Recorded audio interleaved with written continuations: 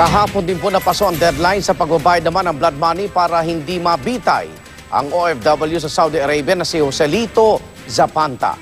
Isa pang Pilipino roon ang nahatulan namang maputulan ng kamay matapos mapagbintangan ng pagnanakaw. Saksi si Marisol Abduraman, exclusive. Nakakulong sa Saudi Arabia at nakatakda raw putulan ng kamay si Hussein Abdain bilang parusa sa bintang ng pagnanakaw na halos 5 milyong pisong halaga ng parking card sa trabaho. Kaya ang kanyang mga kaanak, labis ang pag-aalala. Alam ko pa na hindi na nagagawa yun. Hindi po na nagagawa yung kuha ng mga kahit anuman po. Nauna na raw silang humingi ng tulong sa tanggapan ng DFA sa Zamboanga City kasama ng isang konsihal ng Lamitang Basilan. Pero dahil wala pang tugon sa kanila, lumuwas na sila sa Maynila para dumulog kay Vice President Jejomar Binay na siya ring Presidential Advisor on OFW Affairs. Akin na lang dahil alam ko medyo mabagal talaga yung proseso ninyo. Hintay nang hintay kami, kailangan bibiyahe pa ako ng Basilan, Zamboanga just to follow up the matter. Kung hindi para sa kwento ng isang kaibigan, hindi raw malalaman ng pamilya ni Abdain na 1 buwan na siyang nakakulong sa Saudi.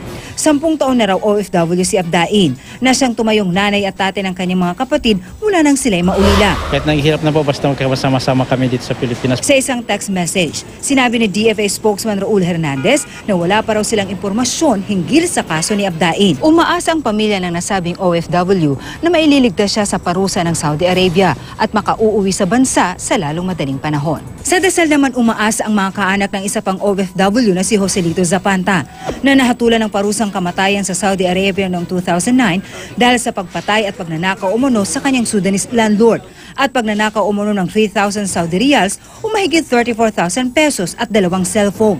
Maaari lang kasi siyang makaligtas kung makapagbayad ng blood money na katumbas ng 44 million pesos.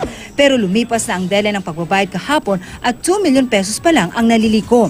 Ayon sa DFA, maayos naman ang lagay ni Zapanta. A team from our embassy in Riyadh visited Mr. Zapanta in jail yesterday, and he was informed of his efforts. He is also in good physical condition. Ako si Marisol Abduraman, ang inyong saksi.